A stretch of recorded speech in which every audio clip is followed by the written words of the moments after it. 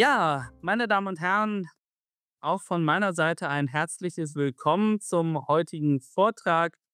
Dieses Mal, wie Sie vielleicht gesehen haben, in den Ankündigungen etwas ungewöhnlich in mehrfacher Weise, allein schon dadurch, dass wir heute den Vortrag auf Englisch haben werden, auf Bitten des Referenten, dem wir natürlich sehr gerne folgen wollen. Denn wenn man schon zum Thema Hirschenhof äh, einen Referenten haben möchte, der so gut Bescheid weiß wie Artis Pabriks, dann sind wir froh, dass er Zeit gefunden hat, gerade insbesondere, da er nun zu den nicht sonderlich unbeschäftigten Menschen in Lettland heute gehört.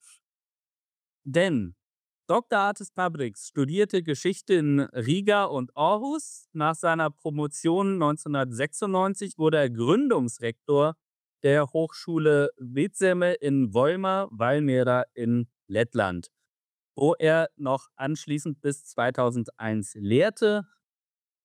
Dann war er Karrierewechsel von 2004 bis 2007 lettischer Außenminister, von 2010 bis 14 sowie nochmal von 2019 bis 22 Verteidigungsminister Lettlands sowie gleichzeitig stellvertretender Ministerpräsident. Und dazwischen 2014 bis 18 war er Mitglied des Europäischen Parlaments, so wie unser Redner Ivars Iabs, den Sie ja auch kennen. Artis Pabriks ist nach Robert Erhardt der zweite Minister Lettlands, der aus einer Hirschenhöfer Familie stammt. Aber dazu erzählt er selber viel mehr und viel besser, als ich es je könnte. And now we switch to English. Artis, very warm welcome. Thanks that you're here. The stage is yours. Thank you very much. And I apologize from the very beginning that I will give my presentation in English, not in German, because I was given a time up to 1 hour. And I think that my German is simply not so good to have a quality presentation. I'm not sure would it be enough quality also in English, but in German that might be even more difficult for me because German is my third, I guess third, or fourth language, and it's more like used for some non-formal discussions and not for such a formal discussion, since I did not have acquired education in German language, but rather in English, also in Denmark. Maybe I will follow here also the advice of Winston Churchill, who told that biographies and history should be written by himself. I simply wanted to add that I have a history degree from Latvia University, but in Denmark I got my PhD in political science. So I am a historian and political scientist, but I also must admit that for last decades, as Martin was mentioning, I was a more practitioner, because I always wanted not only to discuss politics and not only learn history, but also practice it. Because one thing is to comment, and also from media in Germany, how many people are having different views about political events, and they are telling which politician could do this and that better or worse. But few of them have been trying themselves, just like in sports. So once you are commenting ice hockey or basketball, not all commentators can play themselves. So I always wanted to play them myself. And this is why I'm now in more or less active politics. But it doesn't mean that my lifestyle and my feelings for history and political analysis has been lost, vice versa. And of course, Hirschenhof and Baltic German history in Latvia or in all Baltics have been always a fascinating part for me. And not just because I had to study something. Once you are studying or once you are living a life, you frequently choose your subjects of interest somehow along with your search for some meaning of your being, of your life, who you are, where you are, because identity questions always have been actual for all of us. Either we admit it or we don't, but they are actual, especially now in the age of identity, where sometimes, we are simply running too much into this, as some authors, including Francis Fukuyama, is noting. But today, it's not about Francis, it's about Baltics, about Latvia and Baltic Germans, or as you say in German, Baltendeutsch or Deutschbalten, which from the perspective of terminology is also a challenge already from the very beginning. Why it was interest for me? I will maybe start my presentation and lecture with trying still to tell why it was an interest for me to research this topic, and then I will try to tell the story of Hirschenhof, how I see with my eyes, because historians, in my view, and people, also lawyers actually, they must be as storytellers. And I will try to do this also today by giving you some feeling about the story, and my story through the eyes of Hirschenhof. Look, my interest about Hirschenhof arose already from the very, very early stages of my life, maybe already when I was not even in school in Soviet era, where Latvia and other Baltic countries were occupied by Russians, by Soviet Union. And at those days, as in my family, it was told it was not easy to speak about historic events, particularly because my grandmother, from mother's side, was actually coming from this German colony, from Hirschenhof.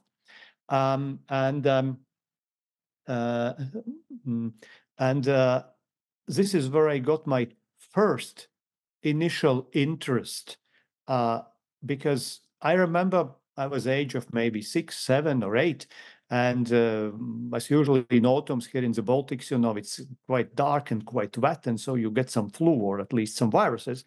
And I was lying in the bed, and my grandmother was telling the stories about her life and about mainly Second World War, and things about Second World War and our times when we have been an independent country, which mean 1920s and 1930s.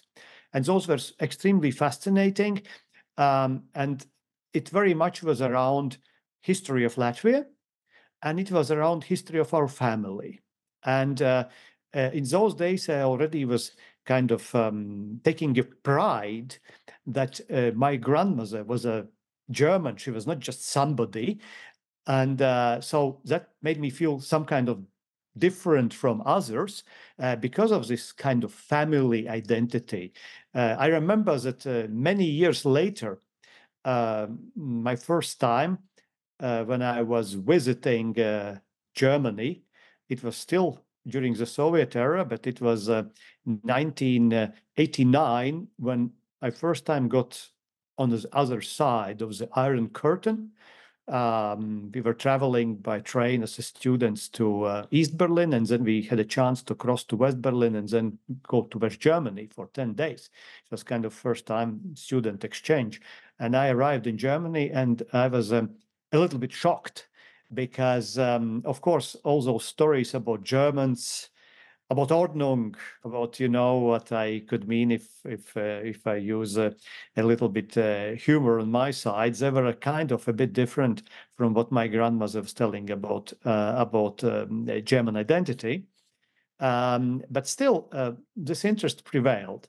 Another thing why I'm speaking, for instance, English with you is that, yes, on the one hand, I was interested in German language, but even if my grandmother and my mother, they have been speaking a lot and intense about our Baltic German identity, we did not learn much of the German language in those days, even if my grandmother was a fluent in German, or Baltic German, actually.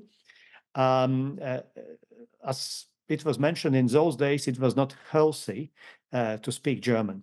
And actually, despite of this Iron Curtain, the Western spirit was also penetrating in those days, also occupied Latvia, my country. And I myself actually found English language much more interesting than German.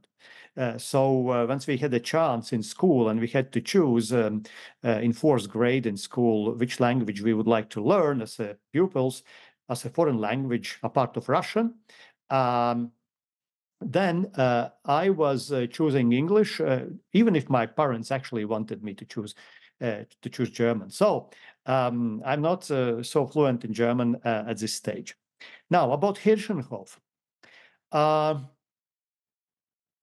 My interest in Hirschenhof, as I mentioned, started from these tales of the Second World War, of times of independent Latvia, when Hirschenhof, as a German colony, was flourishing according to the stories of my grandmother.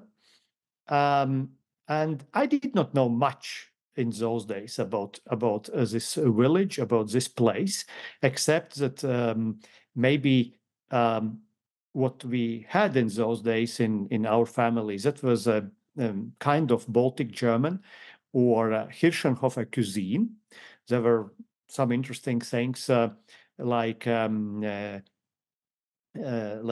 larger potato noodles, with speck and sauce. Then, of course, pies or piragi, which all Latvians are cooking, and also Baltic Germans were doing.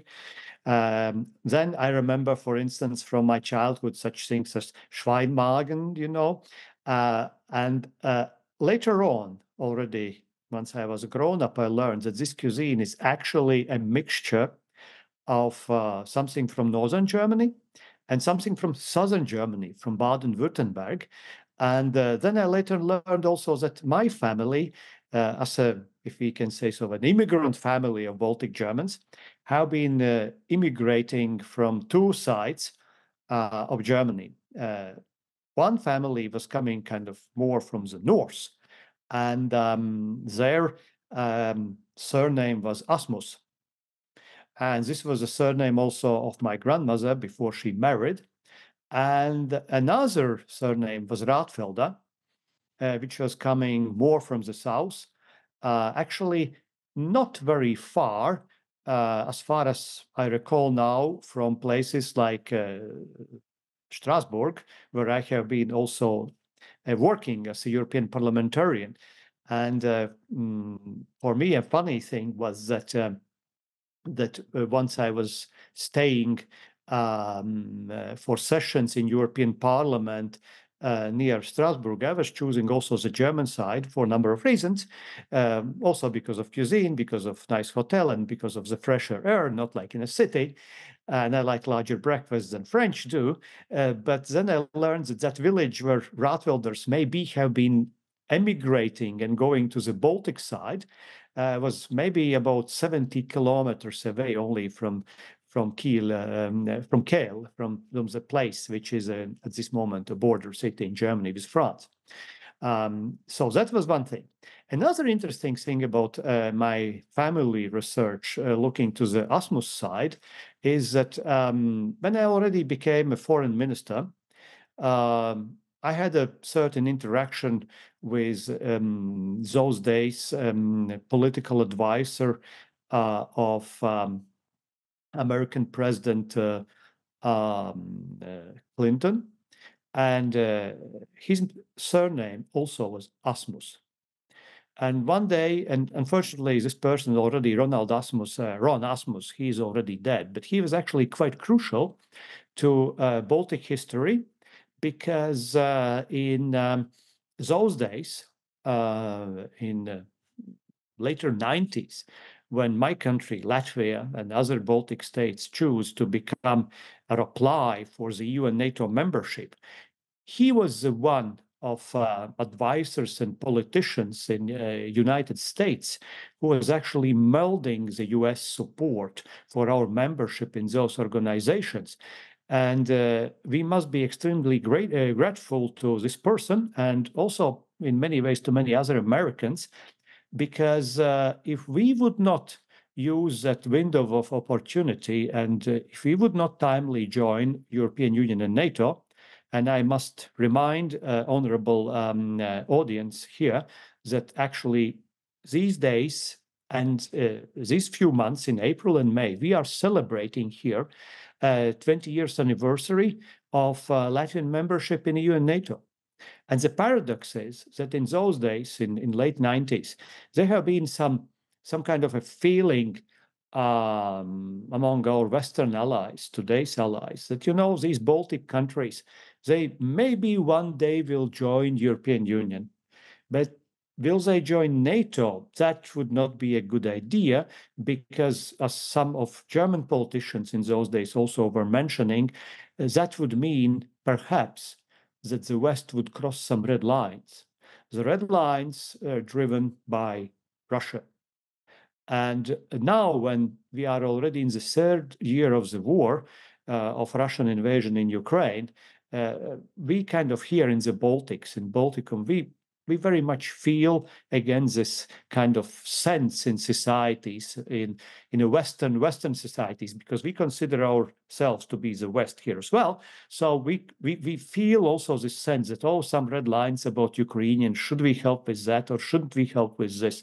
And if I may step aside from Hirschenhof story, that really makes us mad here, since we are a border country, just like we have been a border country during the times of Hirschenhof. Now, Ronald Asmus once told me that his ancestors or part of his family have been traveling, if I recall correctly, his words from one of the northern German ports, possibly Bremen, to St. Petersburg in Katharina the Great's time. And I know that also my ancestors from Asmus family have been on such a ship. So we concluded that there is a chance, maybe even larger than a few percent, that we have been a very distant relatives, because probably there have not been many Asmuses which have been traveling from Germany in 1765, 1766 to settle in somewhere in Russian Empire, and who finished in Hirschenhof. And we know that a number of these settlers who came to Livland in those days in Latvia, they have been actually first traveling to St. Petersburg. So I would call that Ron Asmus is also one of us, in fact, if we speak about past of Hirschenhof. Now, speaking about Hirschenhof's origins and literature, I must say that we must be in debt to one of the first authors which have been writing about Hirschenhof colony, and that was Conze. And he was the one who was producing the first kind of a map of this colony, as a regional map with the borders of the properties, and I will still later on in our discourse, I will come back to this issue. But that map actually was very much helping to determine also my possibilities of research of my ancestors' land, of my ancestors' village, once I was already a more or less grown-up historian, or at least a student of history. And I must tell you that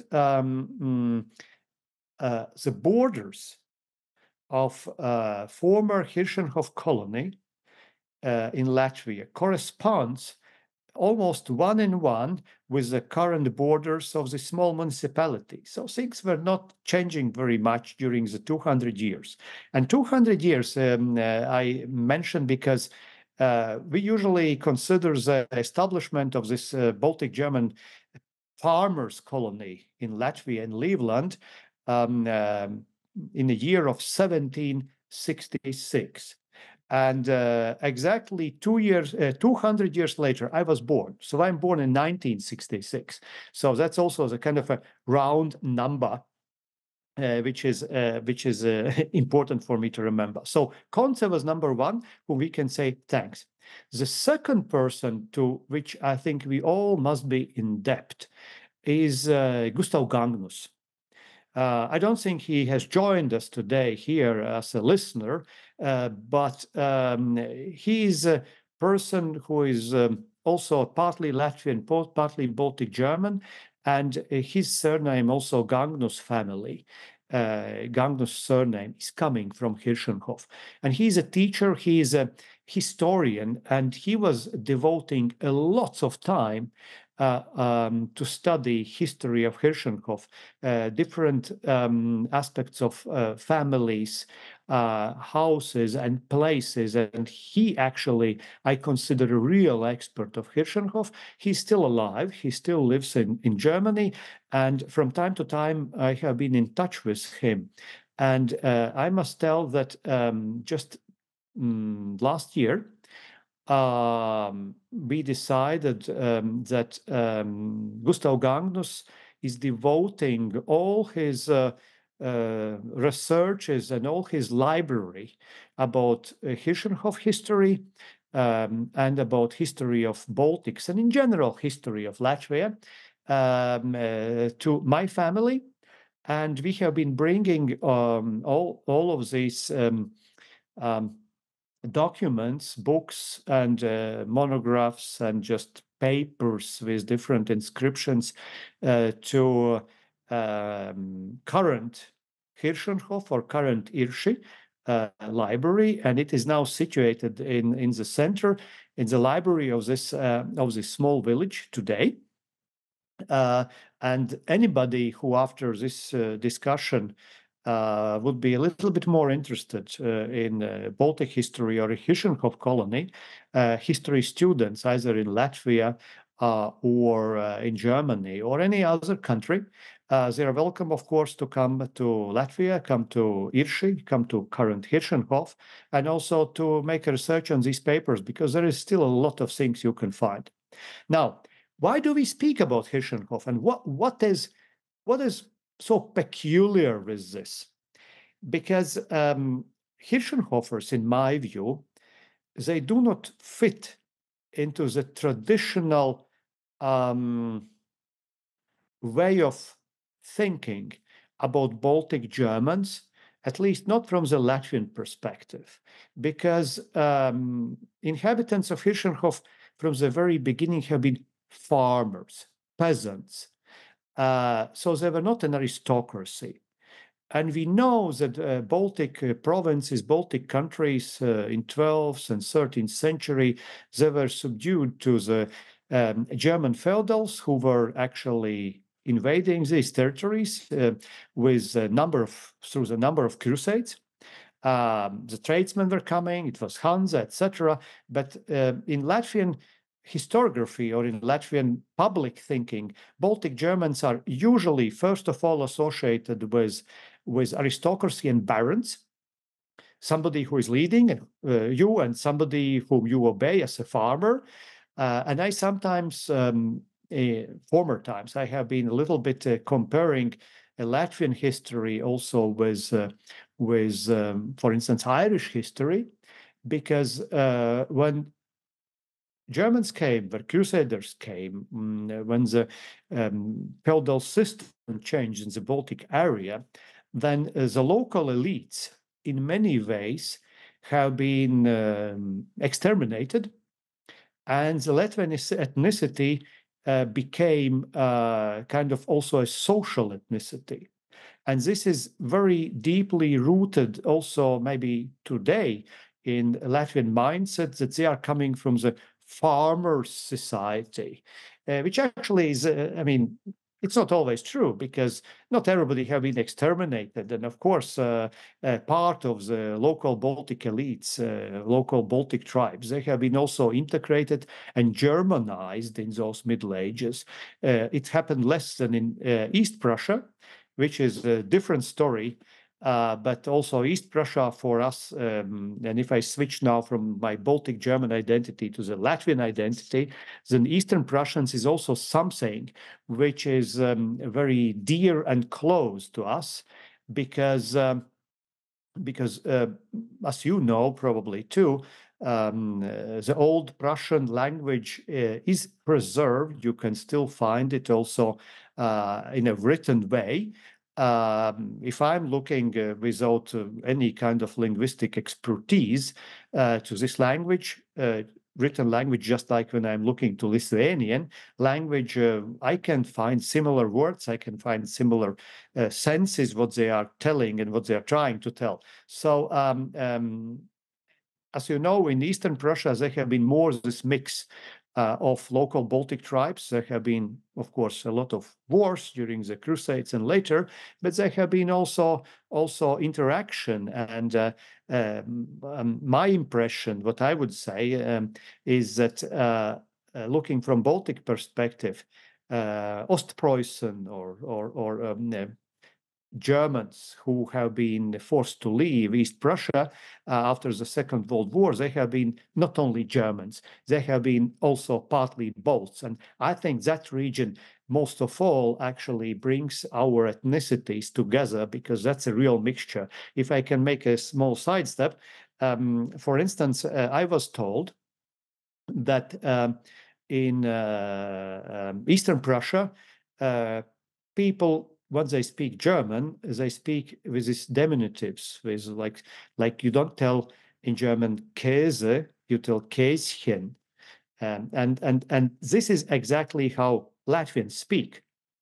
When my former wife or my relatives from Germany, when they come to Latvia and they have been learning Latvian, they have been amazed that if they go to shop and if they tell in Latvian language already that they want this ein Stück Käse, then people look to them with big eyes, because it's almost rude, because you don't say like a piece, you tell Pieschen of meat, Pieschen of cheese or something. So you have to take this into account. And I believe those Germans who speak here also a bit of Latvian, like Martin, you understand what I'm talking about.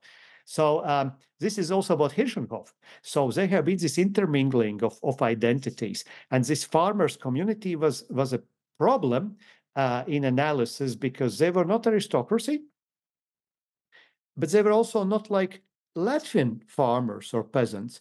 And the biggest difference between Latvian farmers and peasants was that these people who settled in this place, they have been free people. So my ancestors, maybe this is why I'm also a bit more stubborn, and in politics I'm not so successful, since I frequently tell, but it might come also from my father's side, I frequently tell what I think, and I tell it very directly. And sorry for my audience here, I'm not politically correct, and I'm not gonna be politically correct when I speak about history or politics in these days. So this comes from this maybe free spirit of Hirschenhofers, which have been free farmers. And of course, once they settled there, how did they settle? What the information tells, what Gustav Gagnus tells, what our archives tell. They tell that they have been given these lands after the intensive warfare in the Baltic countries, in the Baltic lands, in Livland, after the war between Russian Empire and Sweden and Poland and Prussia. And in all this area where they have been settling, they have been living only maybe 8 Latvian farmers' families. So basically, there were nobody anymore to work. And if you look to the history of those days, and migration of labor was happening all around. For instance, part of Hirschenhof settlers, they have been for a while settling in Denmark or in some other places. And then they were not used to these places, as they traveled further, so they ended up in Livland. So they were granted a piece of land. Those 8 Latvian families have been resettled to the nearby village, or not a village, but nearby municipality, because Latvians don't live in villages. And this is another difference, because, if I may intervene here with a joke, There's a Latvian joke that, for instance, if you wake up in the morning and you go to the window in your farmhouse, farmstead, and you look out in the window and you see a neighbor, then you get a bad mood. And you get a bad mood because you don't want to see people, you know. So if you see a neighbor's house or if you see a people nearby, that's already a stress. You don't like people here in this region. so Hirschenhofers, they were living in a village. And of course, those houses were not so close like you could imagine. For instance, if I'm looking now to these places which are left and houses which are left in the village, there's still a distance between one farmstead and another farmstead. Let's put it like 500 meters or so. So you can see in a distance in the winter, but not in the summer because there will be trees or woods in between. And the area actually is slightly bumpy. We would say hilly in Latvia, but according to the German standards, that would be bumpy. And that's actually hügelig, as Northern Germans or Danes would say. And this is how it looks also today. A wonderful place to live. But of course, for them, it was a disaster. It was a hunger. And they were given houses which were built according to the same structure. So it was kind of a modern approach what we see today also. If you go to the Hirschenhofer house today, and I have one of them, I renovated one of them, my ancestor's house. So you are welcome to visit after this our discussion, Latvia, and also my place, because I would like to preserve this my ancestors' farmstead as a museum, at least on the one floor, with all what was left there. But I will come again back later to this personal case. But the construction and planning of the rooms was almost the same for all of them. So Erhardt or others, they have been living in the same construction house like I'm living today, actually. And in Conce's book, you can find this planning. And once you look to this plan, and I look to my house, for instance, today, which is renovated, it's basically just the same. The problem was that there have been some Russian timber workers which have been constructing these houses, and some of them were delayed, like it usually happens in architecture. So the houses were not fully ready. And the land was kind of abandoned. And even if these Hirschenhofers, they were free people, they were not, as far as I was told, to use a labor force from outside. So they had to do themselves. So we have stories, and I know from our archives, there is one story from a family man called Fife, which is also a distant relative of mine. And if I tell sometimes distant relative, then, you know, if I go to former Hirschenhofer cemetery, which is about 1 kilometer away from my house, I would say that probably half of cemetery are my relatives because they were intermingling among themselves.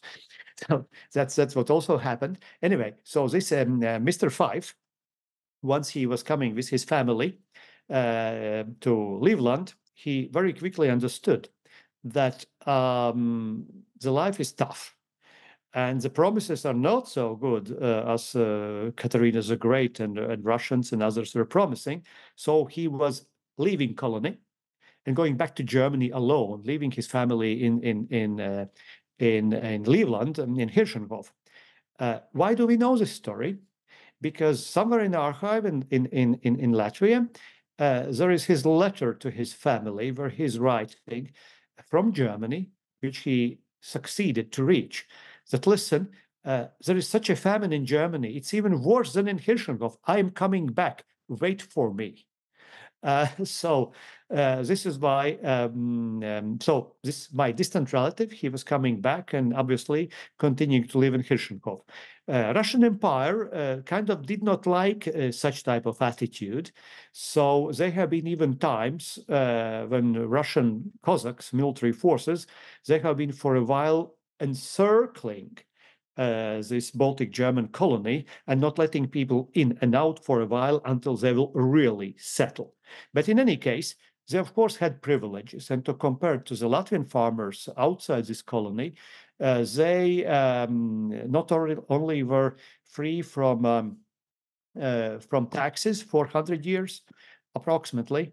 They were also not asked to join the Russian military forces, army, which in those days was quite tough, sometimes even up to 25 years. So they were free people.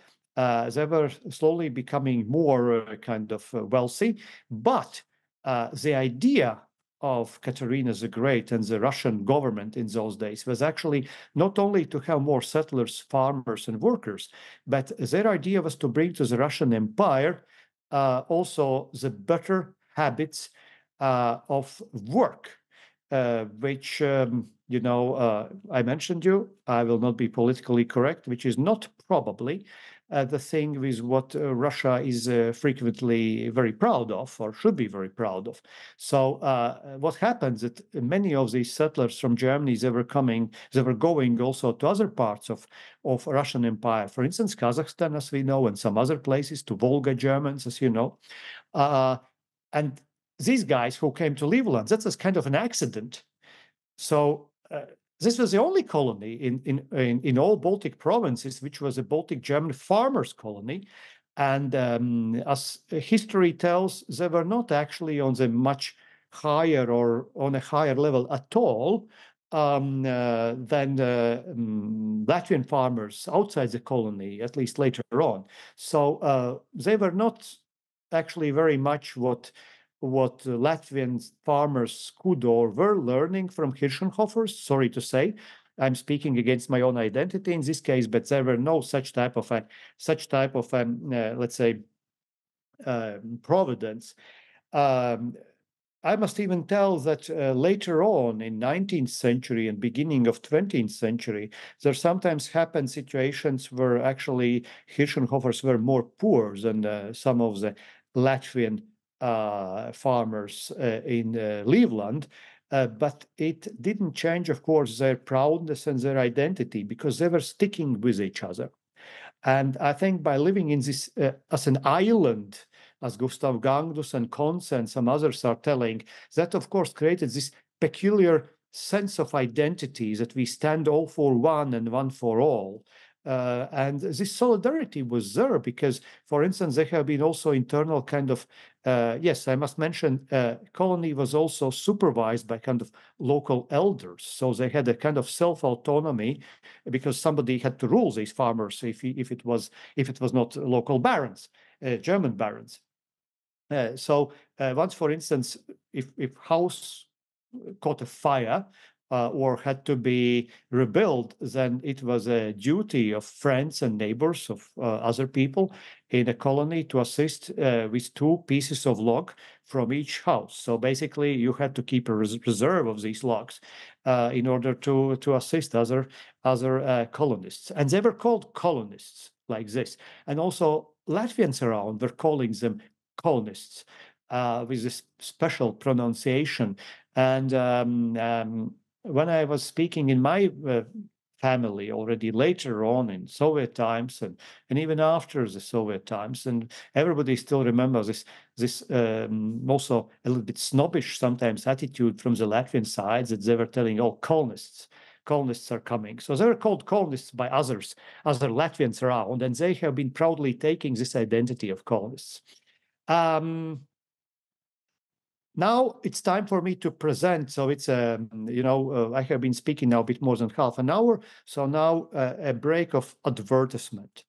I'm not going to speak only here. I also want to say that I have been writing something about this colony, which is available in 2 languages, Latvian and German. And here you have my book, Auf der Suche nach Hirschenhof, which is available by order, which is available also in Latvian shops. And as you can see, here are these kind of leather farmer shoes. This is a photo of original of my relative, which was the owner of the house I'm living now.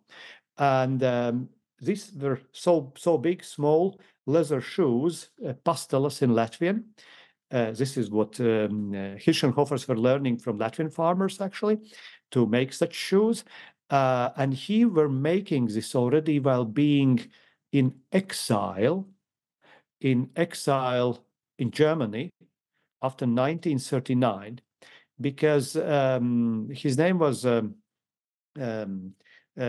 Ratfelder, and he was a person who actually very much was keeping alive also in his family in Germany now the story and history of Hirschenhofers and his own family. And what I know from his son, Arvid Ratfelder, who already passed away some years ago, that he was never acclimatized in a German society in Germany. He was always longing for his Heimat, for his Hirschenhof, for his Leveland. And I think his personal story very much reflects many stories of Latvians and also Baltic Germans. And now, and I will tell about this later because advertisement still continues. So this is a book which is an essay, and this is available for reading. And the thing is that I mentioned you earlier about this map of Hirschenhof and borders of Hirschenhof colony. And what I did additionally to this, I wanted to make some kind of an additional contribution. I did not want only to write my family story because I had a pile of documents. And first I thought I'll write maybe 15 or 20 pages for me. But once I started to write, I ended up with almost 100. And I made a map. And I'm grateful here to Latvian cartographists, particularly military cartographists, which assisted me to construct this type of map, also the same front page. But if you will open, you can see here's the consensus map. And then I will not show you all, but you will enter another maps. And what are these maps telling you? I was trying to put together, with the help of cartography, maps of Konze and original borders of Hirschenhof, with the map of Hirschenhof briefly before the Second World War, or let's say interwar period, which was quite detailed with farmsteads. And I wanted to add current map of Hirschenhof. And you can imagine how it is difficult knowing that the measurements are different. So I really needed the assistance from cartography, but we managed that. And what is the purpose? The purpose is that anybody who is traveling to Leveland and Hirschenhof will be able to find the farmsteads of their ancestors or of the persons they are interested in, because I wanted to put the place of each of these farmsteads and the borders of their properties, former borders of their properties on the current map. So more or less it is precise and it's possible to find. Many houses do not exist because when the colony was flourishing in the interwar period, when it was the largest one probably in the 90s and 30s of 20th century, we have been counting about 222 houses. And many of them do not exist anymore because of the Second World War and because of the collectivization of Soviet rule in Latvia, who were creating these collective farms and erasing many of the houses, especially because they were not lived by some people inside, because as you know from history, our Hirschenhofer ancestors, they left Latvia in 1939 after a Molotov-Ribbentrop Pact or Hitler-Stalin Pact, and after Soviet stationed their troops in Latvia and afterwards later on invaded. So they had this diktierte Option, as you know from the German language, they had to leave. So, and in this map, I also have all these families, original families, which have been coming to Hirschenhof once since 1766. And there have been 116 families. And we know each and every name of this family. And basically, I would say that with 90% precision, if you find this family name in Latvia or in the Baltics, then you can almost be sure that they have been coming from Hirschen. Now, but there is another book of my former spouse, which is also written about Hirschenhof. And here, actually, on the top, you can see the stone, which is next to my house. And there is inscribed, written 3 years, 1766, 1939, and 2003. And these are 3 years when we gained the house, when we lost it, and when we regained this. So this is a story of my house. But here in this book, it's short descriptions, differently from mine, and it's devoted for Arvid Ratfelder. You can see the current pictures of those properties which still do exist, and the maps, where do they exist. So again, if you combine this book while traveling with the maps which I created, you are quite sure you will find a place where these people have been settling for more than 100 years until they left in 1939. Now, about Arvid Ratfelder, again, a story. And I see that actually I'm fulfilling the request of 16 minutes. I almost didn't tell you more than 50% still. Arvid Ratfelder, and that is important. I tell you this. Why? Because you can study history from archives, you can study history from books, but you should study history also from people. And what I'm missing sometimes, and with all of you are probably missing, is speak timely with your parents and grandparents, because once they're gone, the large knowledge is lost. Arvid Ratfelder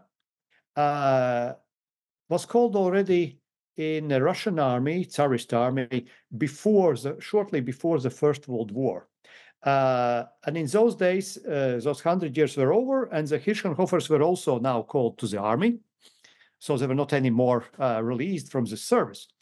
And he ended up at the beginning of the First World War somewhere in East Prussia and Masurian.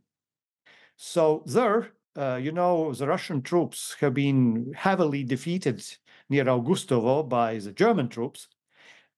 He earned the Cross of St. George from the Tsarist army because of bravery, because he was leading some of his colleagues, soldiers, out of the encirclement. Then later on, revolution came, started the Latvian Independence War. And they have been Latvian territory going to the right and left. And for me, it's difficult for you in a brief to explain what all happened in this territory, because there have been different armies. There have been Burmans, there have been White Russians, Red Russians, White Latvians, Red Latvians, story also similar to Estonia and Finland. And he ended up sometime during these years in a cellar, in a prison in Riga, together with one Latvian rifleman. And he was imprisoned by the Reds, by the communists in those days. And communists were retreating. So basically, he was facing a choice, either to be shot by Reds, and there have been actually the Red Terror going on against especially Baltic Germans. But he never told actually that he's a Hirschenhofer, a Baltic German, since like for many Hirschenhofers, his Latvian language was perfect. He pretended to be Latvian rifleman as well. So together with this Latvian who was in cellar with him, they decided that they have to join now these Reds, because probably they were asked, are you coming from the farmer's family? So why are you not with us? So go with us. So he ended up in a Latvian Red rifleman regiments, fighting the Whites, fighting for revolution in current Ukraine. He was the one who was actually also crossing so-called Perekop and entering Crimea Peninsula, which is now very famous, as you know. He got wounded lightly also in Ukraine, and he returned together with many other Latvian riflemen. Actually, 90% of so-called red riflemen, they returned to Latvia after a peace treaty of 1920 because they did not feel very red anymore. They simply wanted to go home, and Latvia was an independent country. So as a Latvian, he returned and again to his house, and he started to farm. A story tells, I cannot confirm that this is true, but his son George's cross he was actually exchanging for a cow.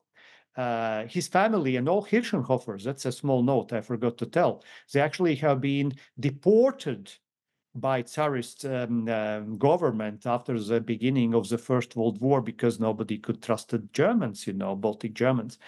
So they were returning. They started to again their normal life, their splendid life in Hirschenhof, and then came 1939. And they had to leave, or they would face simply repressions of entering Russian government, as you can see now what is happening as an ethnic cleansing and other things happening in Ukraine. So they left. And you know how it happens. They left to the former occupied places in Poland and then later to Germany. Another story from my mother's side is about Asmus, because as you know, or as you don't know, Hirschenhof colony was growing. There have been many kids, and not everybody had a place to work. So they have been emigrating outside the colony. So many emigrated to cities, to Riga or Tartu or Tallinn or even St. Petersburg. We do have also a lot of Hirschenhofers originally from Hirschenhof, just like Heinz Erhardt, who was never living himself actually in Hirschenhof, who became tradespeople, who became workers also in factories.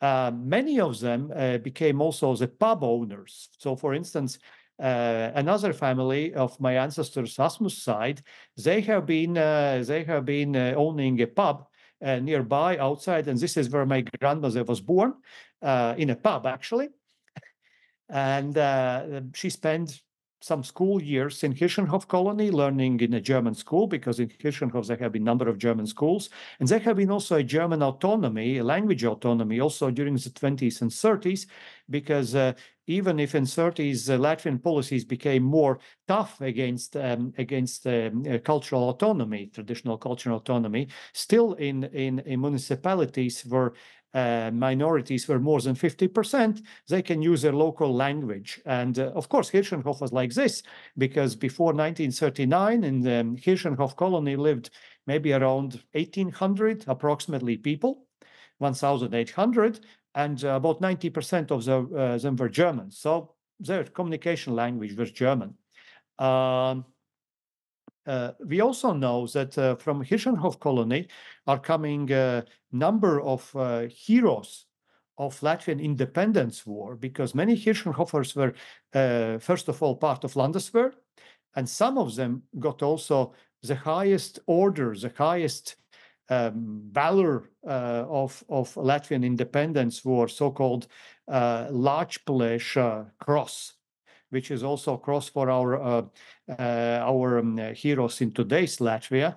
One of them was Dexter, if I correctly pronounce the name.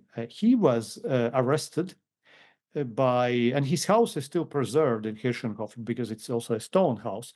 He was arrested by Soviets after 1939 because he declined to leave Latvia in 1939. Not everybody from Hirschenhof left, just like my ancestors, because they were intermarried with ethnic Latvians and living outside colony. He was sent to the camp, and a story tells he was shot and executed in this camp because he was executed because he was celebrating the Independence Day of 18th of November of Latvian independence, and because of this Hirschenhof, this Baltic German, he was executed. So at this moment in Hirschenhof, next to his house, we have also a small memory plate for him with this symbol of Lāčplēša order. Also in current Hirschenhof, comparably to those golden days, there are living much less people. At this moment, I think in Hirschenhof lives maybe 350 people, because those houses were left. Everything was left there when they were leaving for Germany in 1939 and 1940. And some of them were inhabited by Latvian immigrants coming from the east, from Latgal region, from the border region with Russia, after the Second World War. But I must say that these people are actually very highly valuing also the history of their village. And what I would like to say here is I was traveling quite a bit, for instance, through Poland, through areas which sometime in history was belonging to German culture, to Germans. And you don't see many places where this German history is kind of seen and regarded in museums like in Missouri and also in other places, which for me personally is a bit painful because history is history. But in current Hirsche in Hirschenhof, you have Gustav Gagnus Library. You have a big stone, with an inscription, and this inscription tells that here was, and it's in German, that here was the Deutsche Kolonie Hirschenhof. It's written in German, and it's in the center of the current village. And this was one of the first places which actually, first monuments which was created after we regained independence in 1993, 1994. So we know that after we regained independence, more and more Hirschenhofer families were coming and visiting this, and there is going on this friendship also between some of the families and between, of course, municipality. So I would like to say, as a historian, political scientist, and also politician, that the Baltic countries and Latvia are actually maybe the most friendly places for Germans, despite of history, also currently for tourism and for other things. And sometimes I'm worried that this is not enough used from the German side, starting with investments, starting with other things, and also politically.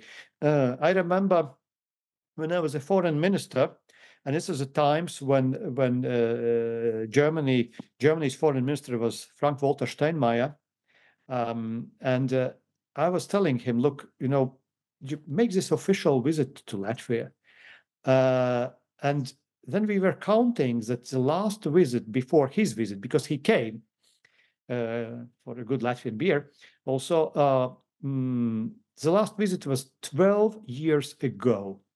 So we have been always, as a smaller countries, we have been always kind of overflown. They have been always interested in Berlin to speak with Moscow or with somebody else, but not to speak with us. And I think that we can make up this history. And my duty for my family, and I think also for our relationship, is simply to make up for that and to make us a closer nations to each other, because we have so much to share in history, in culture, in cuisine, in family stories. But politically, it is not enough positively used.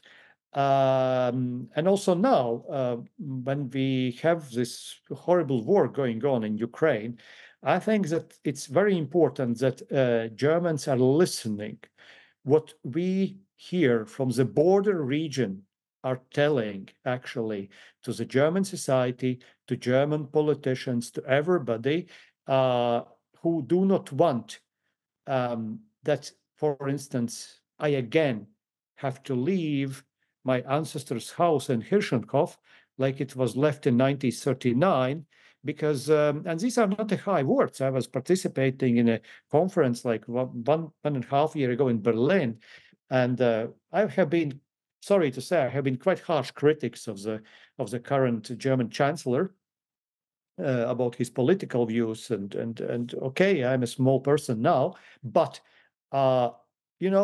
knowing our history of Hirschenhof, knowing what happened to our families, knowing how painful it is for Georg Ratfelder to leave his house, how painful it was for all of us. We are ready to die for our freedom and to fight if necessary, but we want that our friends and allies in other countries, Germany, France, United States, they understand this and they support us, because we don't want that this war again is coming to us. And this is why we are so much engaged also now with assisting Ukraine, because, you know, Baltic countries are on the top with civilian and military assistance. And we will be on the top because we know that they are fighting, that something what happened to us in history never again repeats. And I think that this Hirschenhof story might help also to German readers, listeners, travelers, tourists a little bit to understand this sense and to also translate this sense to your politicians and your decision makers, because it might be too late if you are not acting now. And I think with this, I probably will round up. I have a lot of things to tell, but I like this interaction. So if you people, if honorable audience would have some comments or questions, I will be happy to answer. If I will not be able to answer, I can answer later, because some things are not always in my mind. I also would like to say that I sometimes follow up German media, and I would say that with all these war cases in Ukraine, there is a double effect. On the one hand, I believe the German society is becoming more and more aware about the problems what we might face as far as the Russian invasion. But at the same time, it creates, for instance, among some part of German tourists here in this region, some kind of fear to come here, or rather not to come. So I wanted to say one more thing. First of all, this is one of the most friendly regions for Germans. But secondly, we are safe, and our borders are safe, and nobody will be allowed to cross these borders. And Russians even do not have a capability to cross our borders today. And I'm telling this as a former defense minister. But if we want to preserve the peace, the German army, the German boots, the German panzers, and you must be also here with us. And that is highly important. So let's learn from history, and let's make the best out of history, and not to step again in the feet of those who made historical mistakes. Thank you at this moment. I will finish with this. And again, you're welcome to Latvian Hirschenhof, and I'm ready to answer questions and hear comments.